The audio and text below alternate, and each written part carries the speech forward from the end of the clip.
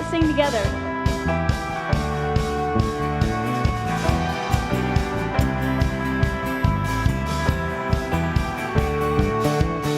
I was lost with a broken heart. You picked me up, now I'm set apart. From the ash I am born again, forever safe in the Savior's hands. You are more than my words could say. I'll follow you, Lord, for all my days. Fix my eyes, follow in your ways. Forever free and unending grace. 'Cause you are my freedom. We lift you higher, lift you higher. Your love, your love, your love, never ending. Oh, oh, oh. You are alive in us.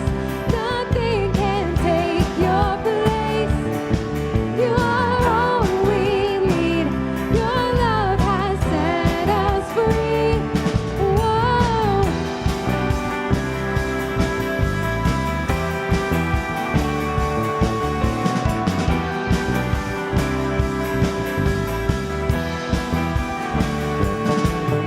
In the midst of the darkest night, let your love be the shining light, breaking chains that were holding me.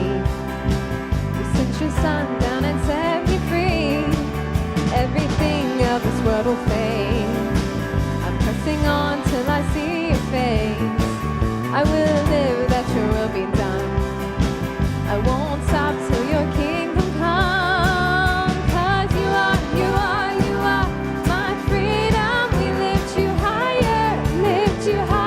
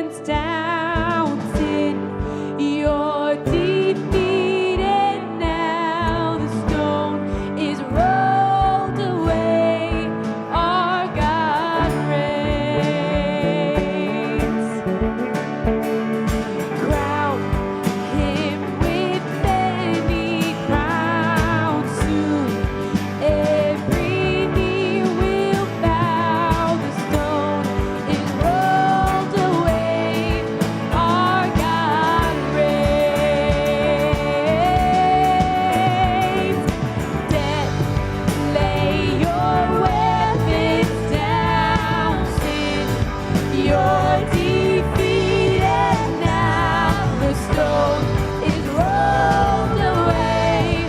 Our God reigns. Yeah. Crown him with many crowns. Soon every knee will bow. The stone is rolled away. Our God reigns. The grave has lost its hold. Arise, the stone is gone. Our God reigns forevermore. All praise to Him belongs. Lift high His name alone. Jesus came, paid it all, and then He rose.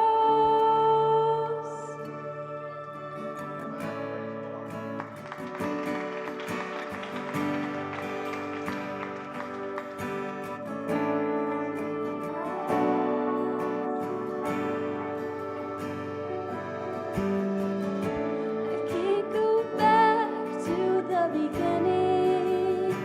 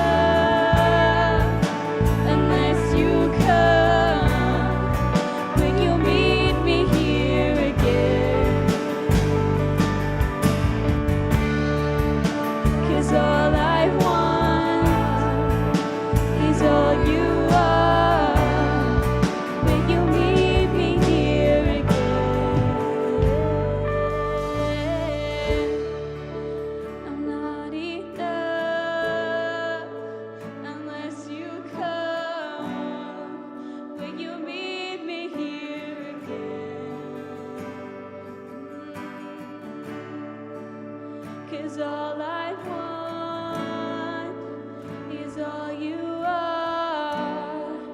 Please meet me here again.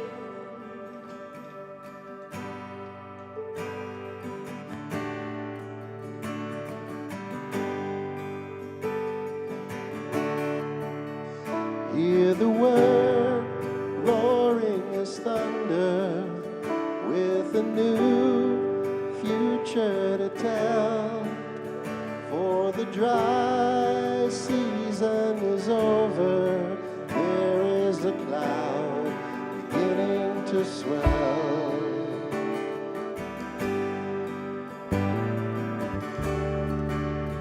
To the skies heavy with blessing, lift your eyes, offer your heart. Jesus Christ, open the heavens, now we receive the Spirit of God. We receive your reign.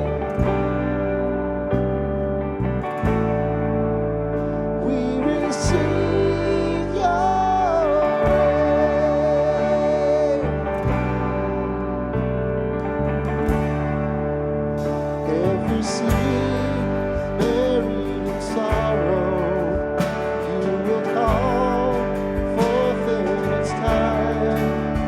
You are Lord, Lord of the harvest, all in our hope, now to arise.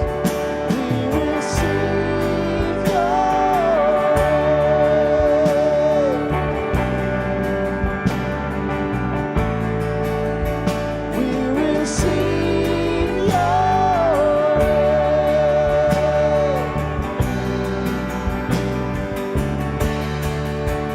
Like a flood, like a flood, we receive your love when you come. Like a flood, like a flood, we receive your love. Like a flood, like a flood, we receive your love when you come. Like a flood, like a flood, we receive your love. We receive your reign.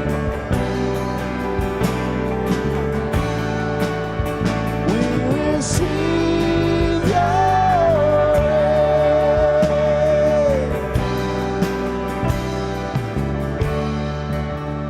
And with great anticipation, we await the promise to come.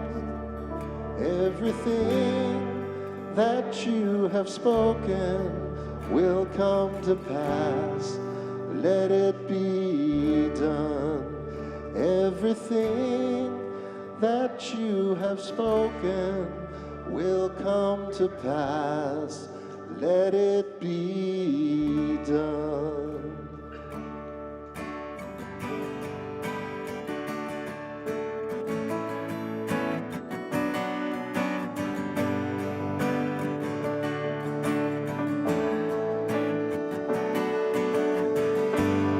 There's a table that you prepared for me in the presence of my enemies. It's your body and your blood you shed for me. This is how I fight my battles.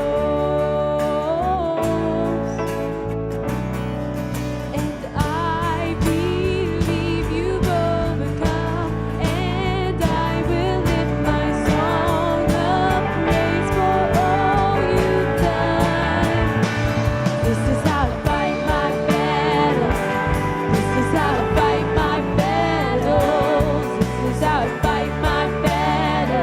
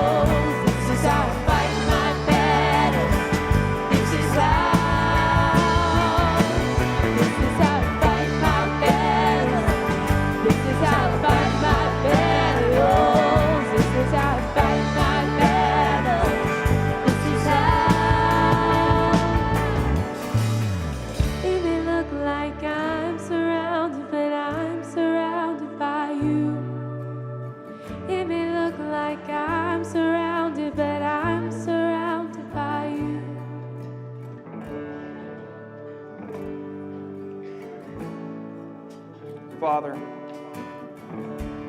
What God is there like you? A God who doesn't ask us to set ourselves free. A God who doesn't ask us to fight our own battles, to figure things out on our own. But a God who fights our battles for us. A God who has won the war against sin and death for us. And a God who has unlocked the doors to our prisons. All we have to do is step through, walk into the freedom that you have given us. So we pray that you'll help us to do that today. That wherever we feel trapped, wherever we feel surrounded, that your Spirit would come, proclaim liberty again. Help us to live free. We thank you for that. And we ask that you do it in the name of your Son, Jesus. Amen. Hey, turn around, welcome somebody to Horizons.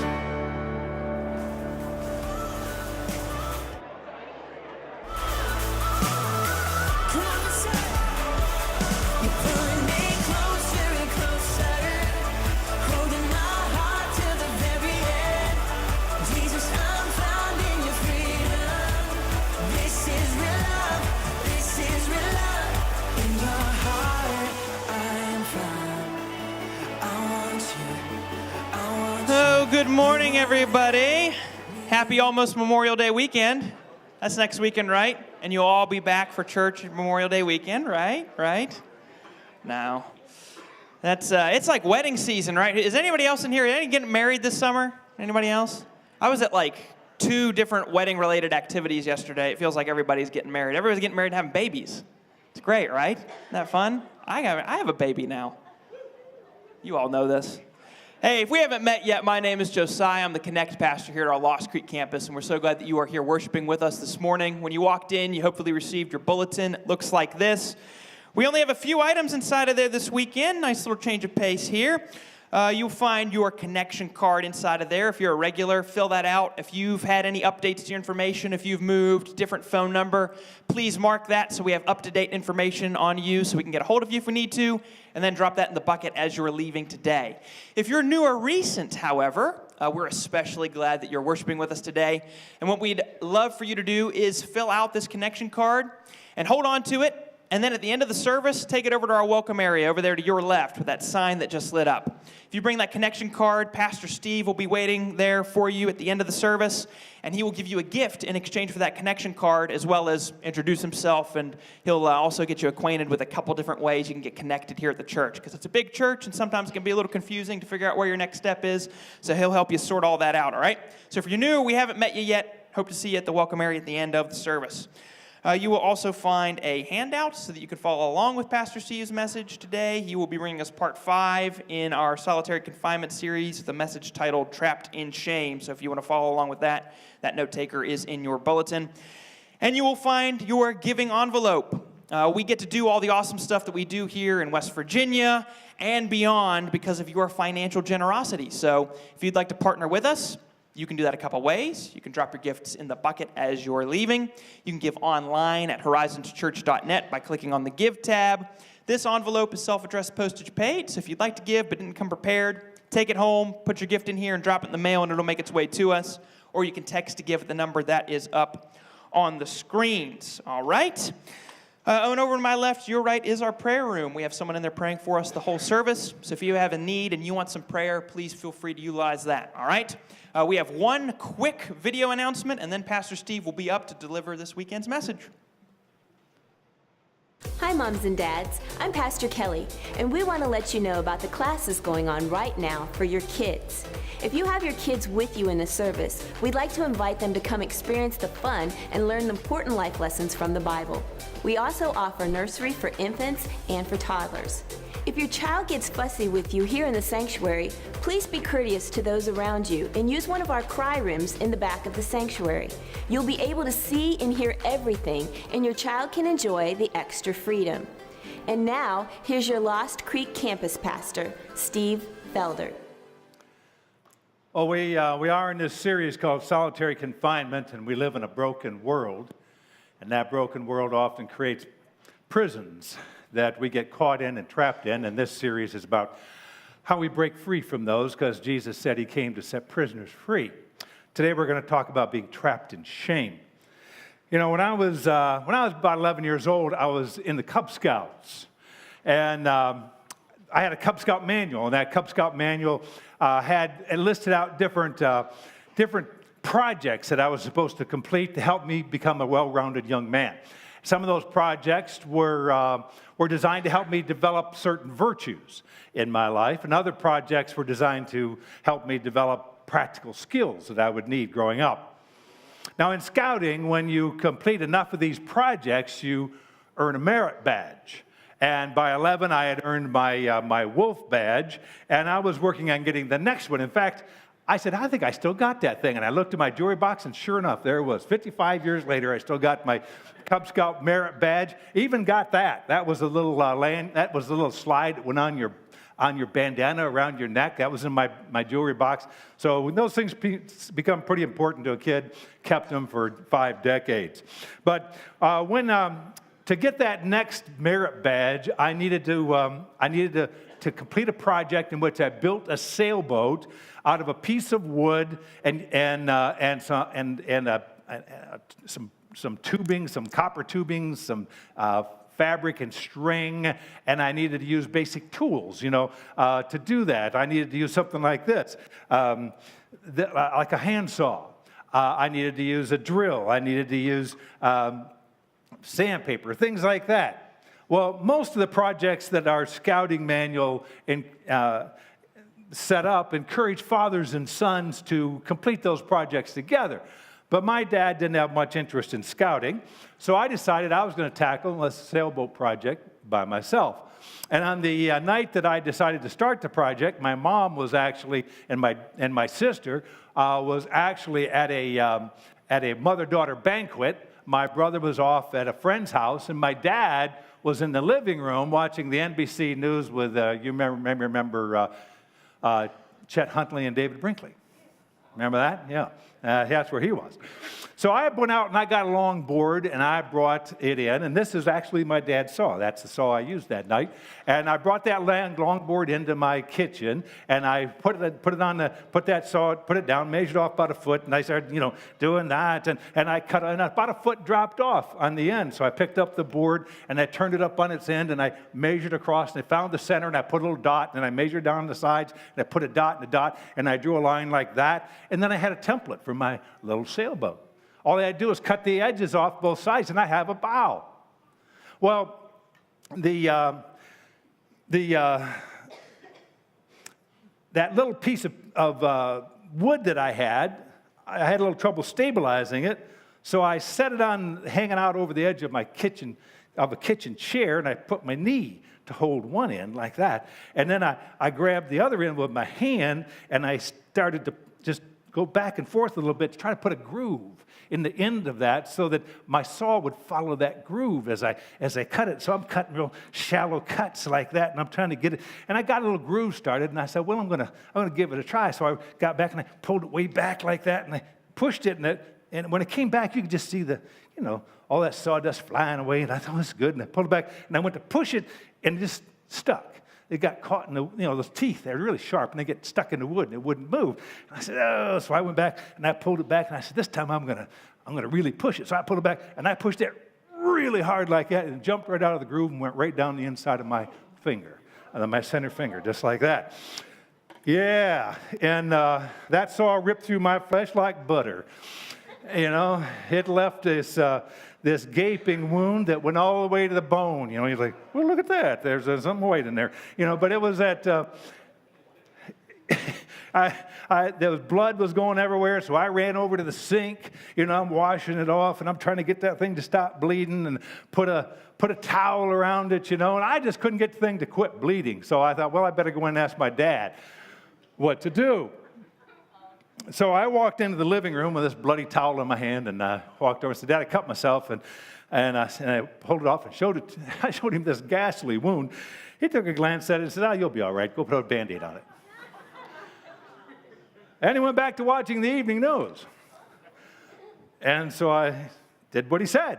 I went in the kitchen, and I found some gauze, and I put some gauze on it. And you remember that white medical tape, that I put a couple of things around it like that, and it was red, and I said, well, now I went back to work on my project, until my mom came home. And when my mom came home, she saw this blood red bandage on my finger, and she said, what in the world happened to you? I said, well, I cut myself with a saw. She goes, well, let me see it. And so I peeled back the tape, and I opened up pulled back the bandages, and I heard my mom gasp. And I saw her knees buckle like that. Out of the corner of my eye, I'm seeing her go like this. And I looked up. She was as white as a ghost. And she was reaching for a chair to steady herself, and she was hollering for my father at the same time. But she wasn't saying, honey, come in and help me. She was saying, Marvin Basil, you get in here. It was like that. Well, when my dad walked into the kitchen, my mom was pale with nausea and beet red with anger all at the same time. It was a weird-looking thing. But she was livid, absolutely livid, that my dad had ignored the severity of that wound and just gone on watching his evening news. And my mom couldn't even look at the wound without getting nauseous and close to passing out. And so she told my father, we had a little bathroom off the kitchen, said, you take him in there. And my dad takes me in the bathroom. And she stood outside the door and coached him and told him every step to take to clean that wound and to disinfect it and to bandage it. Now, when I walked out of that bathroom that evening, my father was the one who had washed my throbbing finger with water and baptized it with peroxide and put a fresh bandage and gauze on it and wrapped it up. He was the one that did all that. But when I went to bed that night, I didn't feel close and connected to my father. I felt close and connected to my mother. Because even 11 years old, I understood the difference between compliance and caring. I got it. And as I look back on that night now, I see things as an adult that I didn't see when I was a kid. At 11 years old, I knew that my mom was caring for me, but now as an adult, I can see that she gave me some pretty important gifts, that night.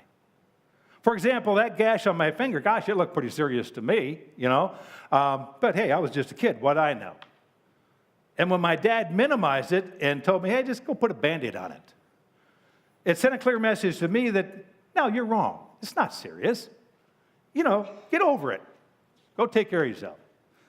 Now, when my mom saw that same wound that my dad saw, she reacted very differently. And her reaction told me, you know what? I'm not crazy. That is a serious wound, and it needs to be taken care of. That was a gift. Just affirmed the reality in my life, And when my mom saw the severity of that wound, it was clear to her that she couldn't fix it, but it was also clear that she had the power to cleanse it and disinfect it so that the healing process could begin. And she made sure that happened. And that was a gift. But my mom also gave me a third gift that night. That night she chose to put my healing first and her desire to impart wisdom to me second. See, that is when she realized that I'd run a saw down my finger while cutting a board, she didn't begin lecturing me on how to properly hold a board so I didn't cut myself. She didn't scold me for trying to make a sailboat without adult supervision. She didn't make me promise never to pick up a saw again. She put aside her need to impart wisdom to me, and she focused on healing my wound. There'd be a time to learn wisdom from this experience, but it wasn't on that night. To this day, when I pick up one of these things and I start working with a saw, I automatically look at my finger. I do to this day. And when I hold a board, I always am careful about where my hands are because I learned a painful lesson in wisdom that night. But that little bit of wisdom that came to me about how to not cut myself, that wasn't what I got that night. What I needed that night was healing. I didn't need wisdom. I needed healing. You know, wisdom can show me how to avoid getting wounded again, but wisdom doesn't have the power to heal a bleeding finger. And so my mom focused on my healing first, and she saved her wisdom for later. And as I think back and now as an adult, I think that was a great gift. Now you may say, well, come on, Steve, that's just common sense. I'd say you're absolutely right. You're absolutely right. I agree with you 100%. It is common sense. And most of us give these three gifts freely to our kids, to our friends, to our family members, and to those who have been wounded physically. But for some reason, these common sense gifts slip through our fingers and they elude us when those same people, our loved ones, suffer from wounds that we can't see. You know, not all childhood wounds are physical. We're going to see in our message today that abuse and neglect leaves deep gashes upon our souls. It leaves us with wounds that we feel deeply, but others can't see. And because they can't see them, they often withhold these common sense gifts that my mother gave me that night. Rather than affirming the severity of our wounds, they minimize what happened to us, and they tell us we just need to get over it. Rather than washing our wounds so that God could start the healing work in us, they offer us some quick fix so they don't have to deal with it. And rather than focusing upon our healing first and saving wisdom for later, they offer us their wisdom first, and they tell us all, what we should have done and what we could have done that would have kept us from being wounded, which somehow makes the fact that we are wounded our own fault. So we bear God's image. And because we bear God's image, our innate value, that built-in value that He's given us, is to be celebrated by others, and our God-given dignity is to be respected by others. Even though we're flawed, and even though we are imperfect creatures, our value is to be celebrated, our dignity is to be respected. And when someone's words or when their actions trample on our dignity or deny our worth, we call such treatment of an image bearer abuse. And by its very nature, such abuse wounds the soul of an image bearer and causes it to bleed. But when our soul is wounded by abuse, it doesn't bleed blood. It bleeds shame. Not the good kind of shame that's a kind of a corporate conscience that tells us, hey, don't wear your bathing suit to church. That's a good kind of shame that gives us how things work. No, not that kind of good shame. No, an abused soul bleeds a toxic kind of shame that internalizes the abuse and causes us to doubt our God-given dignity and deny our God-given value and worth. Now, every kind of abuse wounds our souls, and it can trap us in shame. But sexual abuse is particularly cruel because many times that kind of abuse wounds the soul of a child or the soul of a teenager. And 91% of the time, the person who inflicts that wound upon us is someone that we know. Someone who has gone out of their way to get us to trust them so they can abuse us. Now, today we're going to look at a story about a young woman named Tamar who was about 16, maybe 17 years old when the story took place. She was the daughter of King David, and she, in the innocence of her youth, she was sexually abused, not by a stranger, but by her own half-brother Amnon, who was at least a decade older than she was.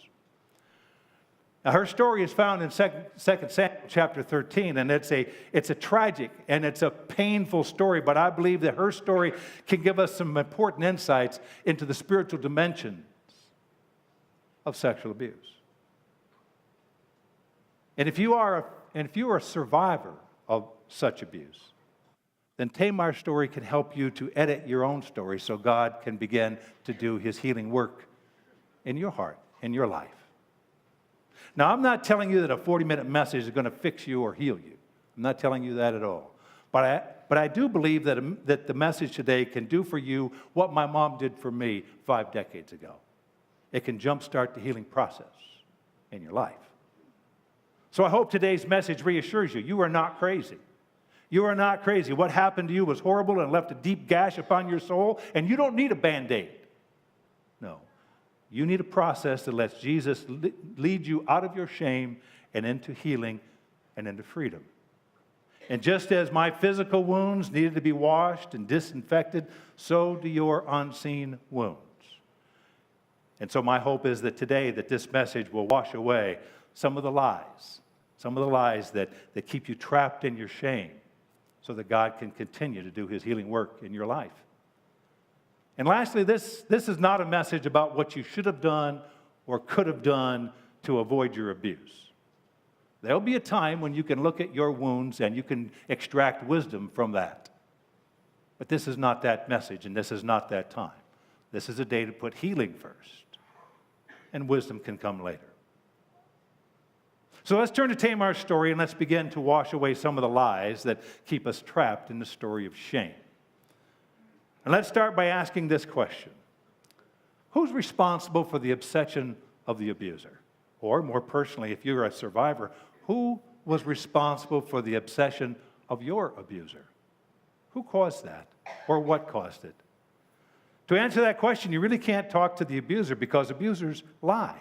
They lie to protect themselves and to enslave us. But we can listen to God because God will tell us the truth, and his truth is specifically designed to set us free. You'll know the truth, and what will the truth do? Set you free. That's the way his truth works. So let's look at this first point. Let's ask God to tell us the truth, and let's see if we can wash away a lie, one of the lies that keeps us entrapped in shame. Here's a fact that washes away a lie. You didn't cause the obsession of your abuser. You were the target of it. You didn't cause that obsession. You were the target of an obsession. Now, 2 Samuel chapter 13 opens up with Amnon, the oldest son of King David, the heir apparent to the throne of Israel, in a full-blown obsession. He is fixated on his half-sister Tamar, who has blossomed into a beautiful young woman. But Amnon doesn't care that Tamar's his half-sister. He wants her before someone else gets her. That's what he wants. Now, Amnon called what he was experiencing inside love. But he didn't want to share his life with Tamar. He wanted to sexually possess her and exploit her. So Amnon may call it love, but it wasn't love. It was a sexual obsession. The Bible says that Amnon was frustrated to the point of illness because he couldn't figure out a way, and I quote, he couldn't figure out a way to do anything to her. Now that is both ominous and creepy at the same time. But it speaks volumes about what was going on inside of Amnon's mind. The Bible says, and in the course of time, Amnon, son of David, fell in love with Tamar, the beautiful sister of Absalom, son of David, and Amnon became frustrated to the point of illness on account of his sister Tamar, for she was a virgin, and it seemed impossible for him to do anything to her. He couldn't figure out how to make it happen. Now, at this point, Amnon is struggling with his own personal demons, but he hasn't acted on any of his obsession yet. But all that's about to change. All that changed when his cousin, a guy named Jonadab, comes into the picture. Now, Jonadab was a scheming young man who was really good at reading people. And once he understood what made you tick, he used those insights to manipulate you. And he saw that his cousin Amnon was in a full-blown obsession, and he asked him what he was fixated on, what was going on. And once Jonadab found out that Tamar was the focus of Amnon's obsession, he immediately set out a scheme, a plot, a plan. He spelled out a way for Amnon to get close to Tamar, to win her trust, and then to take what he wanted. And he even offered Amnon a way to implicate his father in his treachery. And that whole thing was just catnip to Amnon. He just could not resist it. It gave him a way to have Tamar and to manipulate his father all in one treacherous scheme. It was just too delicious for Amnon. Now, David was a disengaged father. And he tried to make up for his physical and emotional absence in his home by giving his kids whatever they wanted. And Jonadab read David like a book. And he understood exactly how to use that against David. And he suggested to Amnon that he pretend to be sick, because Jonadab knew that if he pretended to be sick, his dad would show up. Seems to be the only time his dad showed up in his life of his sons. And he would come to his bedside and he would try to make things better by giving Amnon whatever he requested. And so Amnon said, when he shows up, when he takes the bait, this is what you should do. Amnon, you should look like you were sick and act like you're sick, and then you should ask your father to send Tamar to your room to make some special cakes for you, because her special cakes always make you feel better. And Jonadab knew that David would grant that request, and when he did, Tamar would magically appear in Amnon's bedroom, and, well, heck, Amnon could figure it out from there. Amnon loved the plan. He loved it. He implemented it. It worked just the way that Jonadab said it would. Amnon pretended to be sick. David showed up right on cue. Amnon made his request, and Tamar appeared at his bedside to fix him some of those little that's literally what he said. I want some of the heart-shaped cakes that Tamar makes. And she came to make him those heart-shaped cakes to help him feel better. But here's the question I want you to ask yourself and answer. What caused Tamar's obsession, or what caused Amnon's obsession? What caused it? Now, if you ask Amnon would tell you, well, Tamar caused it. He would tell you that he would blame his obsession on her body, or on her beauty, or on the way that she smiled, or the way that she looked at him, or on the way that she wore her hair, or some other thing. But Tamar didn't cause Amnon's obsession. That obsession was caused by a black hole of need inside of Amnon, and the belief that he had that if he could just have Tamar, that somehow she would fill up that black hole and make him feel completed as a man. Tamar didn't create Amnon's black hole of need. She didn't create the obsession that flowed out of it. She was the unwitting target of it. Now, the Bible doesn't tell us directly where that black hole of need came from in Amnon, but it does give us some clues. Yeah, David was a great king. He was an amazing warrior, but he was a distant and disengaged father who had 6 wives and seldom showed up in his sons' lives. It seems the only sure way that one of his sons could get him to show up was to get sick. Now, men who grow up with distant and disengaged fathers often enter into adulthood with a black hole of need inside of them. And somewhere in their adolescent years, they come to believe that the sexual love of a woman will somehow fill up that black hole and make them feel complete and whole as a man. Some of those men marry, and they give that impossible task to their wife. I did. Almost destroyed our marriage. Other men move from one sexual conquest to another, believing that, well, if they just find the right woman, she'll fix that black hole of need in them, and they will feel complete and whole as a man. Just got to find the right one. So they move from woman to woman. And then there are men like Amnon, who not only want sexual conquest, they want control. They want to control the process. They want to control the other person. And they become predators who target children and teenagers that they believe that they can manipulate and deceive and overpower and control so they can use them to feed their obsession. And when a man or a woman does that to a child, they become a sexual abuser. Now, if you've been targeted and abused by a man like Amnon, who systematically took what he wanted by controlling more and more and more of your life, then part of your healing is to take back control. That is, the fruit of the Spirit is self-control. That is, the Spirit of God wants to help you get control of you. He doesn't want your abuser to control you then. He doesn't want you to have control of your thoughts in your life now. He wants you to be in control of you, and he wants to help you do that.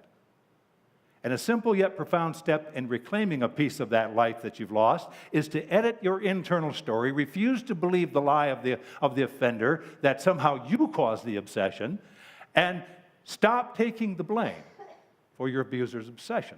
Tamar didn't cause that emptiness inside of Amnon. She didn't create the sexual obsession that grew out of it. That emptiness was turning inside of Amnon long before he became focused on Tamar.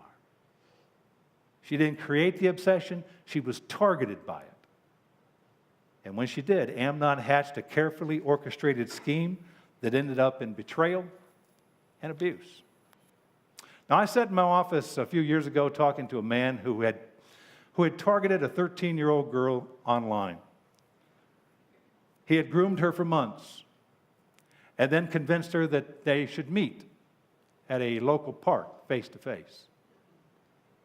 But when he showed up at the park, he didn't meet a 13-year-old girl. He met a couple of policemen who put handcuffs on him and hauled him away. I met him because he was going to trial and he wanted some help. At least that's what he said. And so when I talked to him, I said, okay, all right, sure, I'll help you. So let's start with this. How did you get here? He said, what do you mean? I said, well, how did you start flirting with a 13-year-old girl online? And how did that flirtation go from to a point where it seemed like a good idea to meet her and get her to meet you at a face-to-face in a park? How did you get here?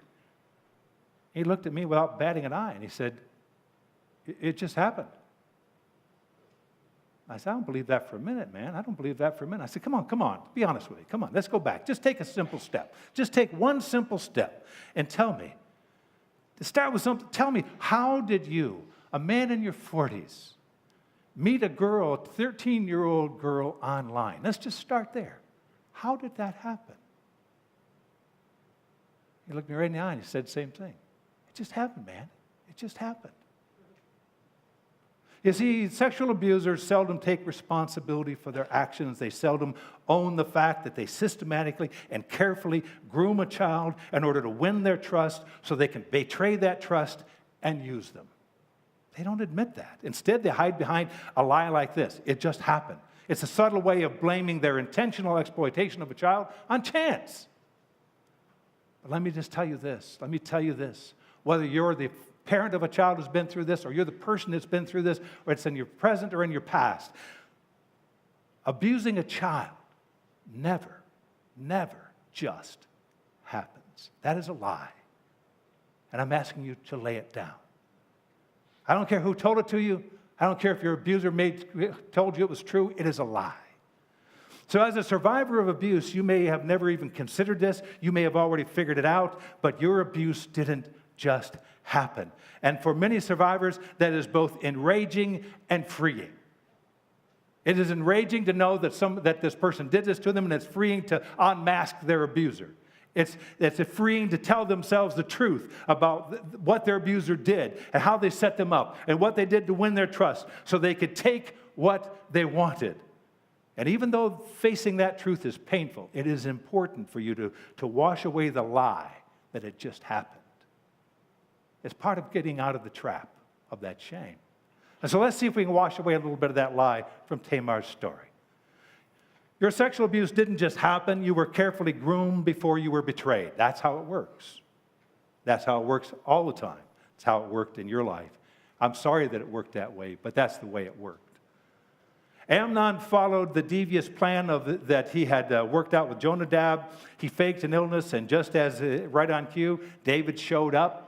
And when he did, this is what happened. So Amnon lay down, they pretended to be ill, and the king came to see him, and Amnon said, I would like my sister Tamar to come and make some special bread, literally heart-shaped cakes, in my sight, so I may eat from her hand.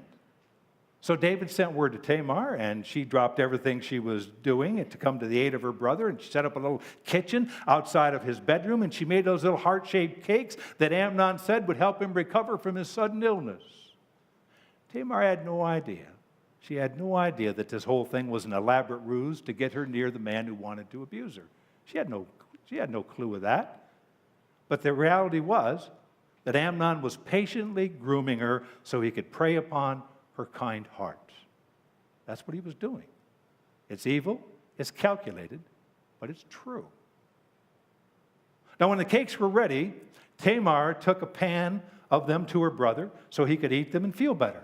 But Amnon didn't want the cakes, and he didn't care a lick about her kind heart. What he wanted was her alone in the room so he could have what he really wanted. The Bible says when she took the pan, then she took the pan and served him the bread, and he refused to eat. Send everyone out, here, Amnon said. So everyone left him. And Amnon said to Tamar, bring the food here into my bedroom so I may eat from your hand. I'm going to tell you a hard truth. I'll tell it to you as kindly as I can, and it's hard to embrace, it's hard to believe, but it is true. When an abuser grooms a child, they look for what that child is missing from their primary caregivers.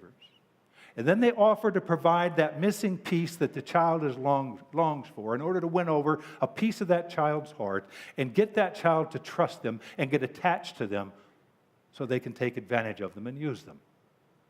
That is sinister, that is calculated, that is evil, but that is true. Tamar was the daughter of a large royal family. She had a powerful daddy who didn't show up very much. And in that family like that, it's really easy to get lost in the crowd. It's really easy never to be picked, never to feel special, never to really be needed. You're just kind of arm candy. And every teenager wants those things, every teenager. But when those things are missing in the home, they don't just want them, they long for them. And when Amnon saw those longings in Tamar's heart, he preyed upon them. So Amnon had David send a message to Tamar and said, I need you, especially you, to come because only you alone can make the cakes that will make me feel better. And when she brought the pan of special cakes to Amnon, he insisted everyone else needs to leave the room because, the only person I really need help from is you, Tamar. And he insisted if you would just sit by my side and feed me some of those cakes you made, I'm sure I will feel better. And Tamar was happy to help. I mean, it felt good to be picked. It felt good to be special. It felt good to be needed. And she had no idea that she was being groomed. But she was. Now, many have gone through this experience, tell me it is enraging. It is enraging to look in the rearview mirror of your life and realize that when you thought that you were developing a special relationship with someone who needed you and wanted to nurture you, that in reality they were just setting you up so they could betray you. They were grooming you so they could use you. That kind of betrayal runs so deep in a person's heart. I mean, a child comes out of that and they have to decide what they're going to do, and many grow up saying, I will never trust anyone again. You may have thought, I'm sure, that many of you thought your abuser was being kind to you, when in reality they were just grooming you so they could win a piece of your heart and then take what they wanted. Many survivors of sexual abuse realize that at some point as a child, and they take a vow in their heart, a secret vow that say, I will never trust a kind and gentle person again. And because of that vow, they end up dating and marrying people that are harsh and cruel to them, because it's the only person who feels safe to them. It is a painful but empowering thing to unmask your abuser and expose his tactics. But when you do, it is a double-edged sword. Because on the one hand, now you know that their kindness and their gentleness and their attentiveness was all just fake. It was all just a setup. That's somewhat freeing to know that it wasn't real. But now you have to figure out the other side of it. That is, you have to figure out how to distinguish genuine kindness and genuine tenderness and genuine attentiveness from the fake that you experienced. And that, my friend, is really, really, really hard to do. It's hard to do on your own. And many have found it helpful to be part of a same-sex group that is working through those struggles. And they found that they need a place where they can share their victories and talk about their pain and work and get some feedback on their uncertainties. Now, some have found groups like that online, Christian groups that help them through this. Others go to Christian counselors and help them untie their knots. Thousands and thousands of survivors of sexual abuse have found that kind of help and the kind of healing that they were looking for by joining a group in Celebrate Recovery and being part of that. You know, Mary Ann Weller is our congregational care pastor here at Lost Creek, but she's also a survivor of childhood sexual abuse. And she had to work through it before there was a CR. And so I asked her if she would share a little bit of her story with us and tell us how she found help and how we might too. Let's listen to Mary Ann's story. Probably the primary lie that I believed was that I wasn't worth making a stink over, because my mom said we couldn't make a stink in the neighborhood by addressing it. So that would be the primary lie. Probably the secondary one was everybody else's feelings were more important than mine. It didn't matter how I felt, just as long as everybody else was happy. What gave me the courage to tell someone and start the healing process would have been seeing how it was messing up my relationship with my husband, and also being quite concerned about how it might impact our daughters. So there was a point where I knew that something needed to change, and they were the motivators. I think a spouse probably needs to allow the person to talk about it if they need to talk about it, and also just be sensitive to it, because there's triggers, there's things that bring up memories and things like that, and just being sensitive to those kind of things. I think anybody in this situation needs to have some good friends they can talk to that will give them godly counsel. If that's not enough, obviously a pastor or a pastoral counselor, just someone that they can say what they need to say and get truth brought to their attention to replace the lies that they've believed. So if you're a survivor of childhood sexual abuse, you were wounded. You were wounded in a toxic relationship that preyed upon your desire to be needed, to be nurtured, to be celebrated. And if you're going to heal as a survivor, that healing will come by developing healthy relationships, not toxic ones, but healthy ones. It's not that you can't have, the goal is not to have no relationships, the goal is to have healthy ones, where you were needed, where you were nurtured, where you were celebrated. But the catch-22 for many survivors is that it's really hard for them to trust anyone now that is warm and supportive to them. And so many survivors live their lives in solitary confinement. Now, one of the things that may help you step out of your solitary confinement and step into a supportive and healing community is to give back the shame that you're carrying, because that shame doesn't belong to you. That shame belongs to your abuser. If you lay it down, your abuser probably will not pick it up, but that doesn't mean you can't lay it down. And that brings us to our last point. The shame that you are carrying doesn't belong to you. It doesn't belong to you. So here's my encouragement. Give it back. Give it back to your abuser. Now, when everyone left the room, Tamar began to feed Amnon the cakes that she had made him, just as he requested. And that's when she saw Amnon's real motives for the first time. This is when suddenly everything switched and the betrayal took place. Amnon grabbed Tamar, asked her to give herself to him. When she refused, resisted, tried to reason with him, he became violent, overpowered her, and raped her.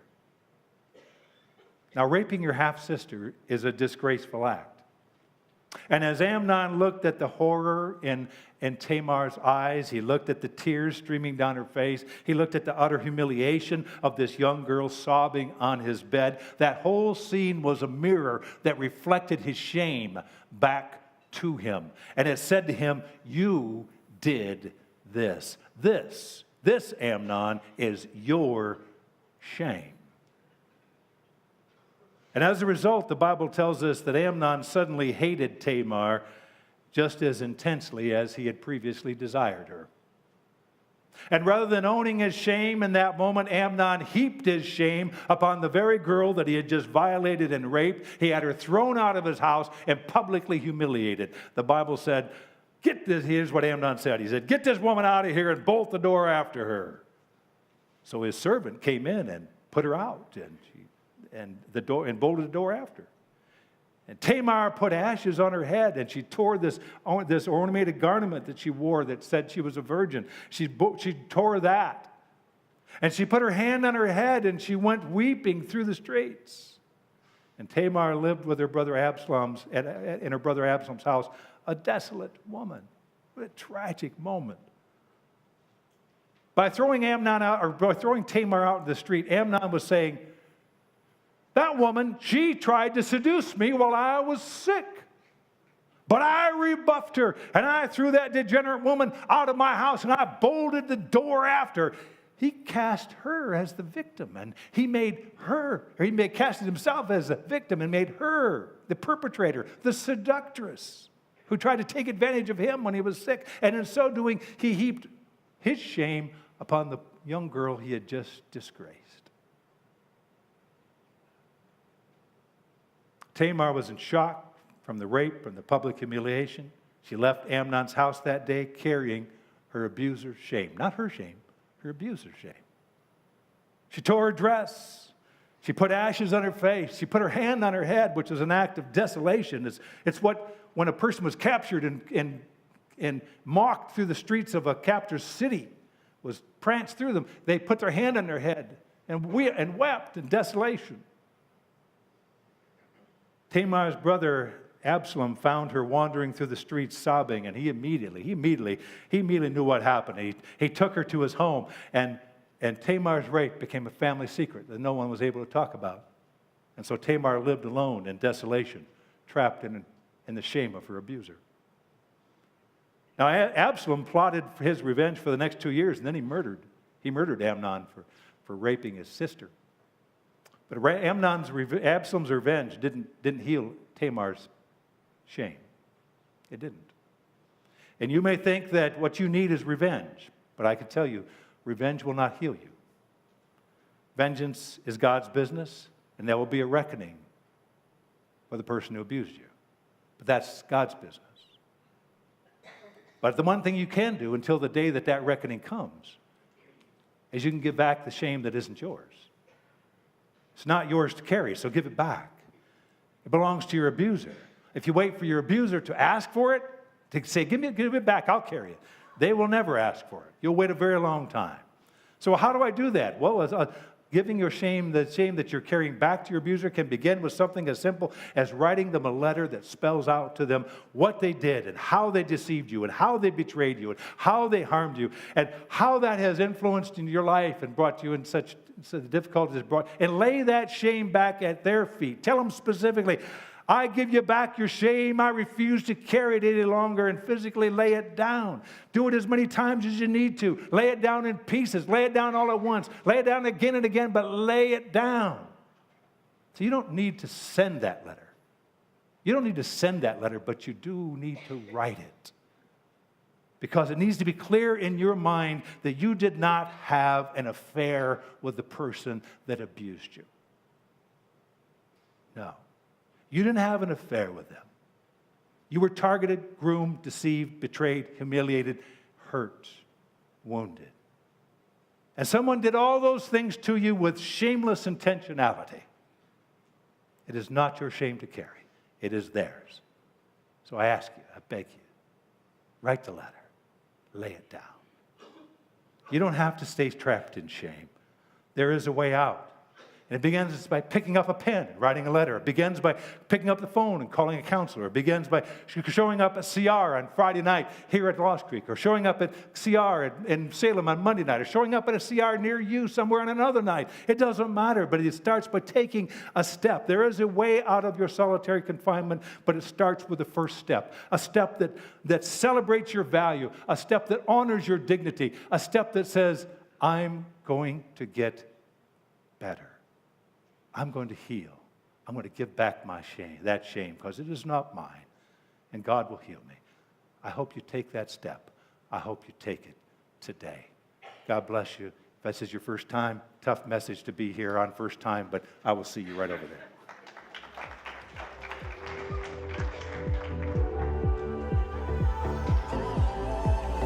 When I was sick,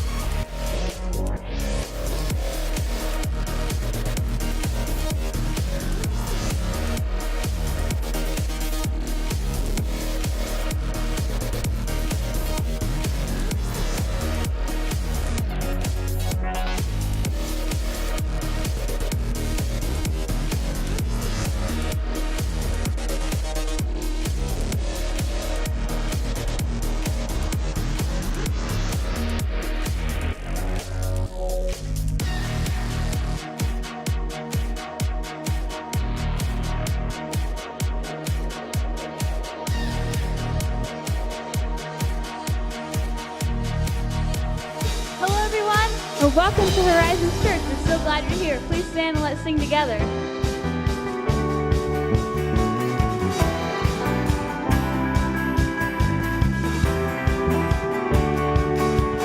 I was lost with a broken heart. You picked me up, now I'm set apart. From the ash I am born again, forever safe in the Savior's hands. You are more than my words could say. I'll follow you, Lord, for all my days. Fix my eyes, follow in your ways. Forever free in unending grace. 'Cause you are my freedom. We lift you higher, lift you higher. Your love, your love, your love, never ending. Oh, you are alive in us. Nothing can take your place. You are all we need. Your love has set us free.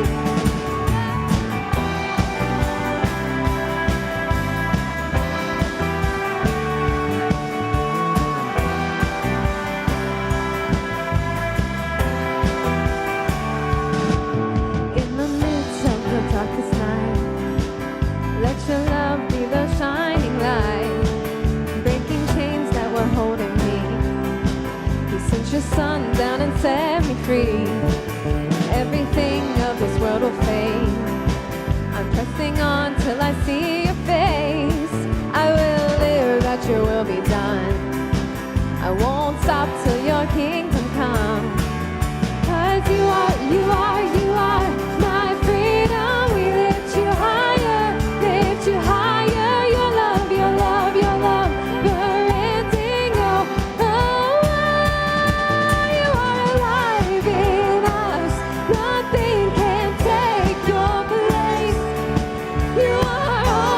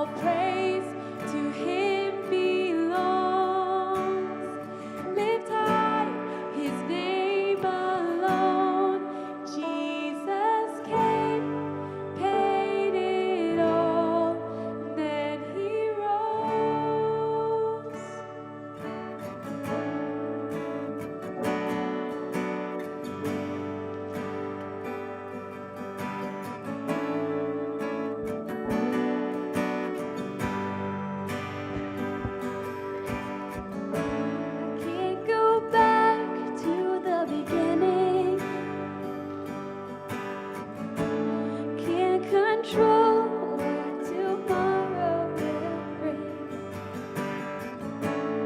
But I know here in the middle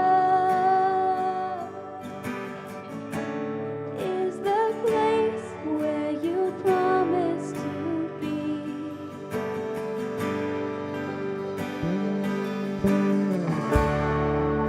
I'm not enough unless you come. Will you meet me here again? 'Cause all I want is all you are. Will you meet me here again?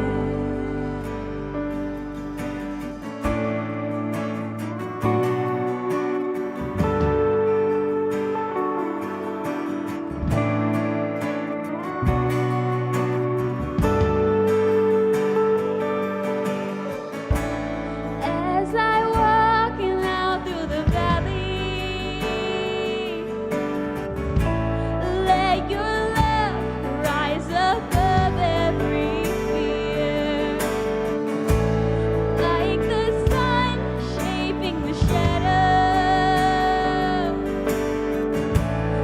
In my weakness, your glory appears.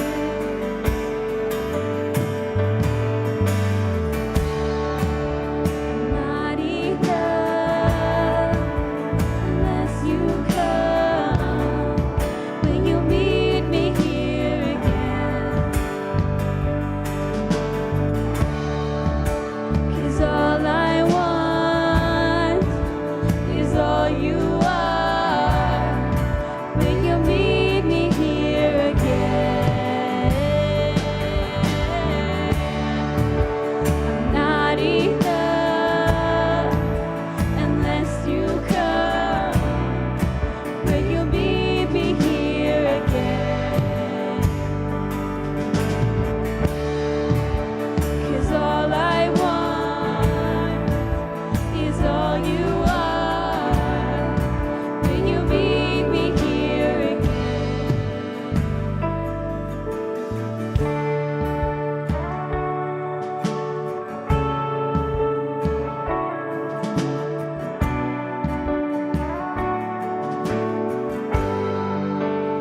Not for a minute was I forsaken.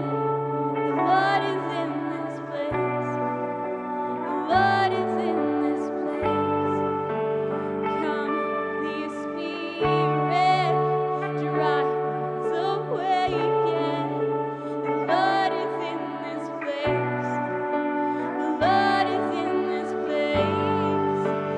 Not for a minute was I forsaken. The Lord is in this place. The Lord is in this place.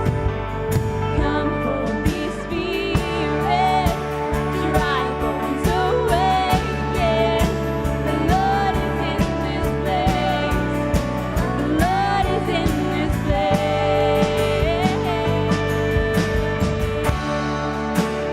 Not enough unless you come. Will you meet me here again? 'Cause all I want is all you are. Will you meet me here again? Not enough unless you come. Will you meet me here again? 'Cause all I want is all you are.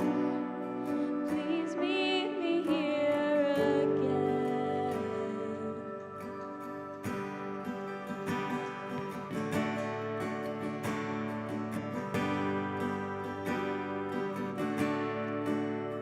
Hear the word roaring as thunder, with a new future to tell. dry season is over, there is a cloud beginning to swell.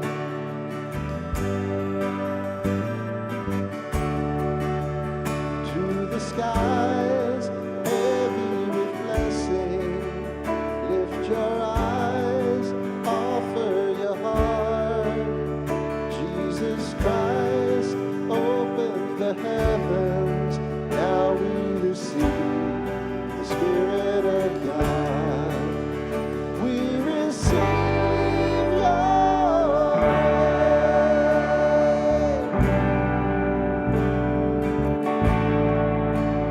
We receive your rain.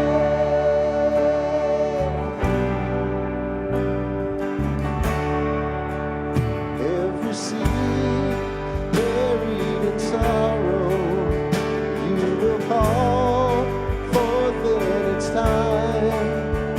You are Lord, Lord of the harvest, calling our hope now to arise. We receive your rain.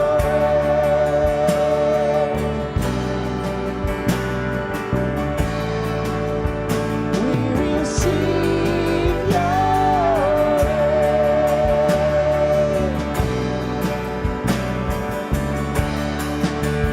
Like a flood, like a flood, we receive your love when you come. Like a flood, like a flood, we receive your love.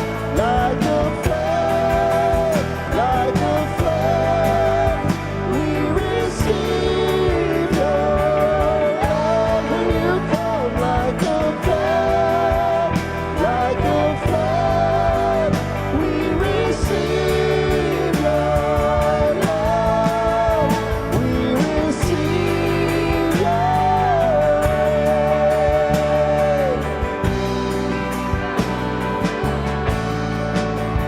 We receive your rain.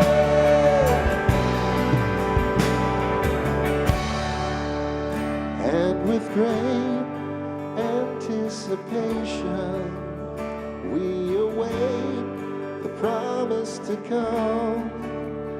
Everything that you have spoken will come to pass. Let it be done. Everything that you have spoken will come to pass. Let it be done.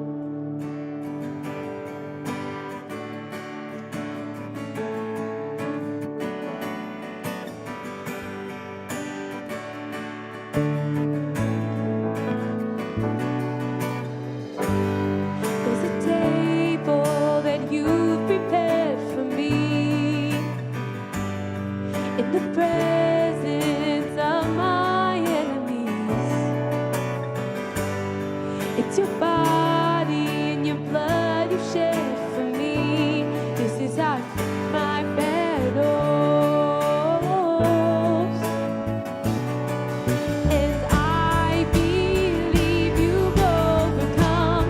And I will lift my song of praise for all you've done. This is how I fight my battles.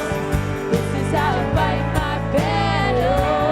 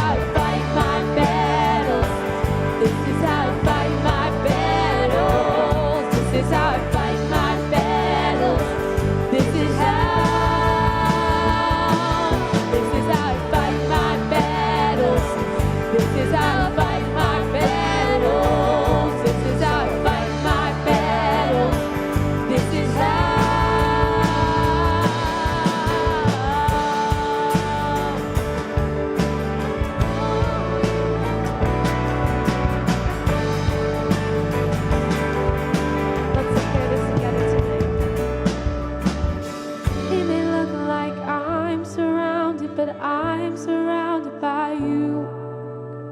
It may look like I'm surrounded, but I'm surrounded by you. It may look like I'm surrounded, but I'm surrounded by you. It may look like I'm surrounded, but I'm surrounded by you. It may look like I'm surrounded, but I'm surrounded by you. It may look like I'm surrounded, but I'm surrounded by you. It may look like I'm surrounded, but I'm surrounded by you. It may look like I'm surrounded, but I'm surrounded by you. This is how to fight my battles. This is how to fight my battles. This is how to fight my battles. This is how. This is how to fight my battles. This is how to fight my battles. This is how to fight my battles. This is how. It may look like I'm surrounded, but I'm surrounded by you. It may look like I'm surrounded, but I'm surrounded by you. It may look like I'm surrounded, but I'm surrounded by you. It may look like I'm surrounded, but I'm surrounded by you.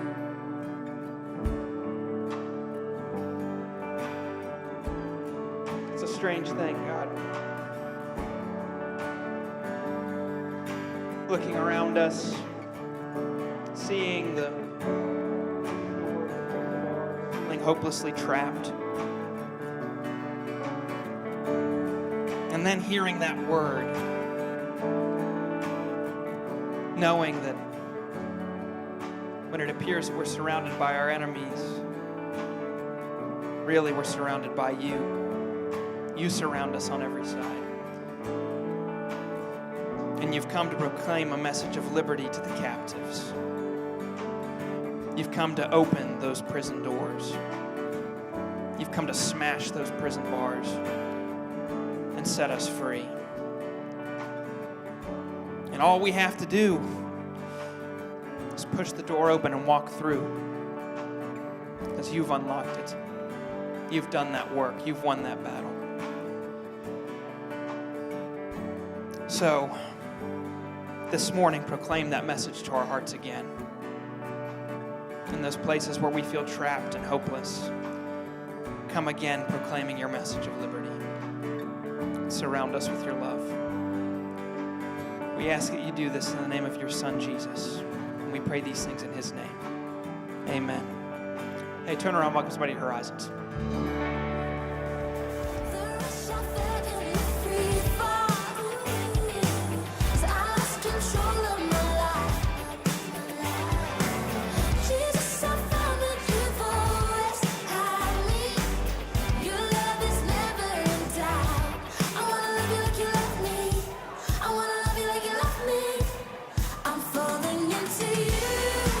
Good morning, everybody. Happy weekend before Memorial Day weekend. You've made it this far into 2019, so good for you. If we haven't met yet, my name is Josiah. I'm the Connect pastor here at our Lost Creek campus, and we're so glad that you're here worshiping with us this morning. When you walked in, you hopefully received your bulletin. Looks like this. We've only got a few items inside there this week. It's been a couple crazy months here, so we're slowing down a little bit here for the summer. So inside your bulletin, you'll find your connection card. If you're a regular, please fill that out.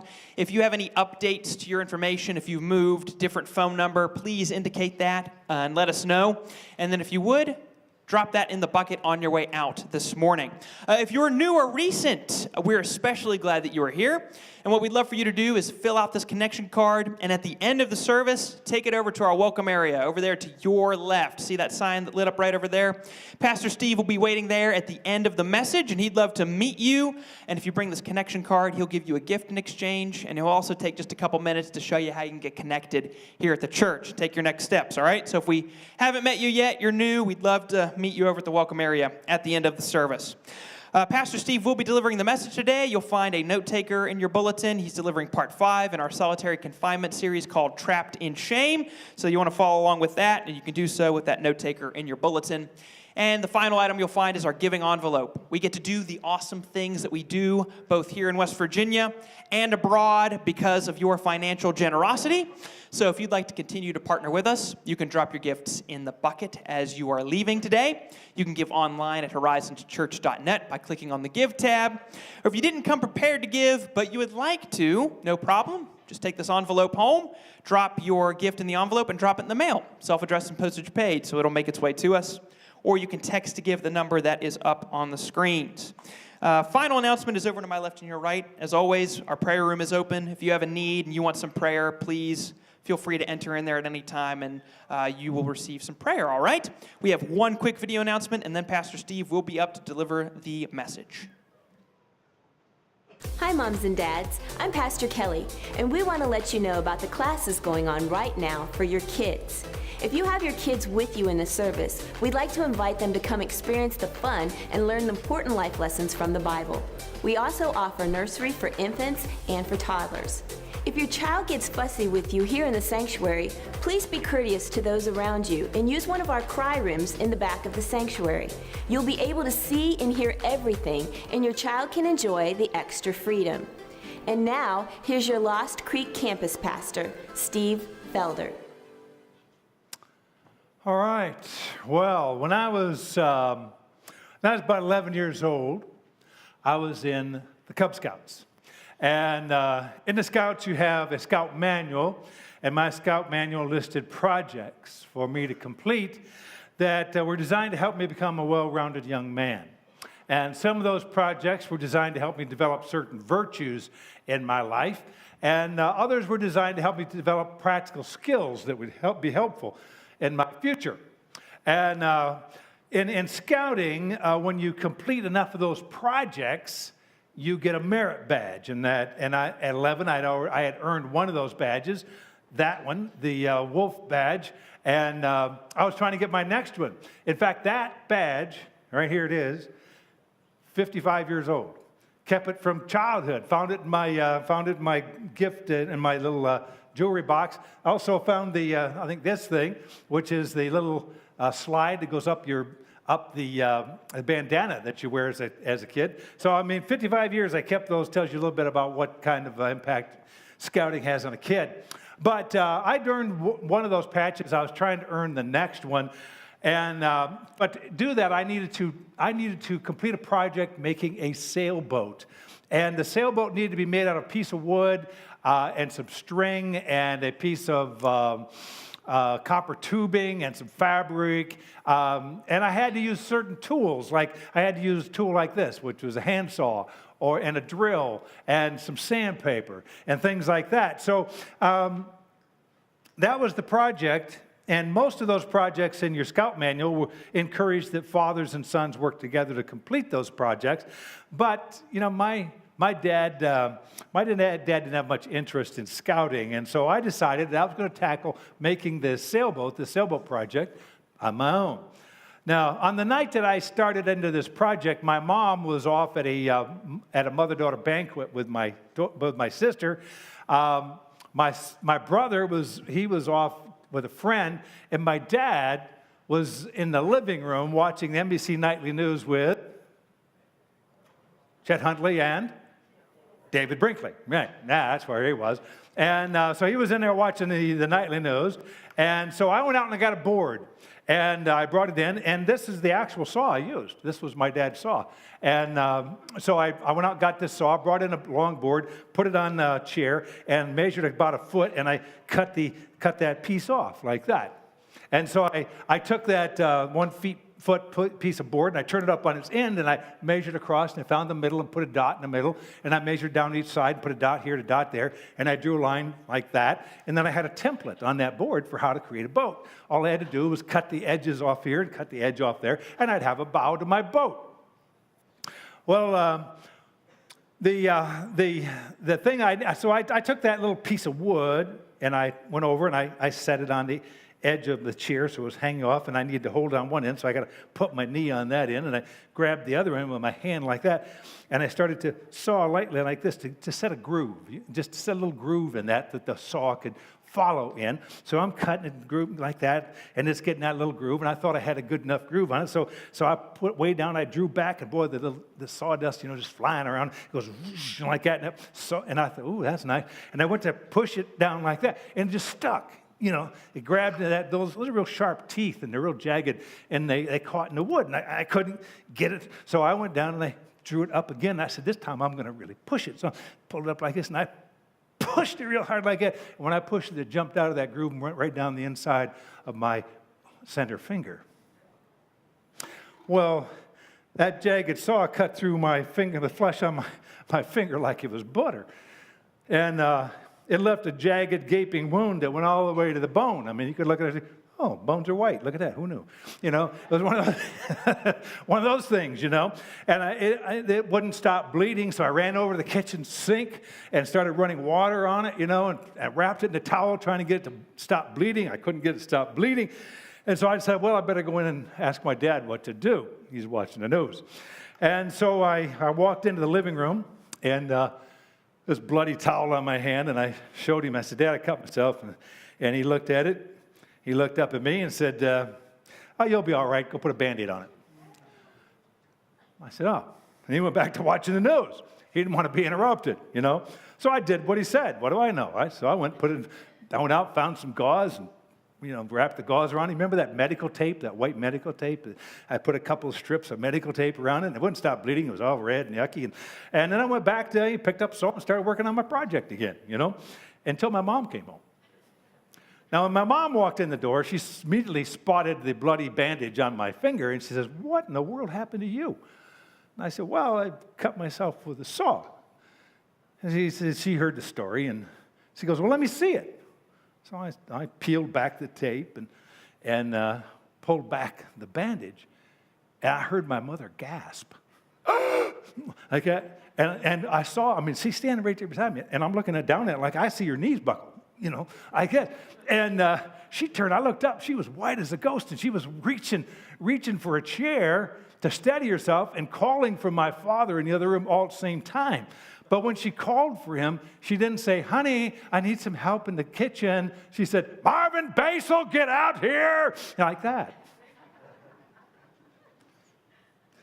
Well, when my dad walked in the kitchen, my mom she was pale with nausea, but she was red with anger. It was a strange view, of my mom.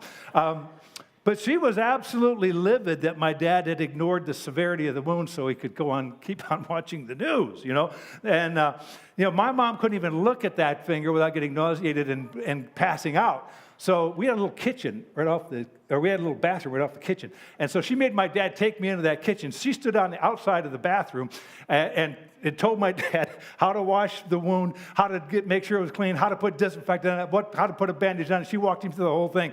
And when I walked out of the bathroom that evening, my father was the one who had actually washed my throbbing finger with tap water and then baptized it with peroxide and then wrapped it in a clean bandage and put the tape on it and all those kind of things. He was the one who actually did that. But when I went to bed that night, I didn't feel close and connected to my father. I felt close and connected to my mother. Because even at 11, I could distinguish the difference between, complying and actually caring. Now, looking back on that night, I see things as an adult that I never saw as a kid. As an 11-year-old, I knew that my mom was caring for me. But now as an adult, when I look back on that, I see that she gave me some very important gifts that night.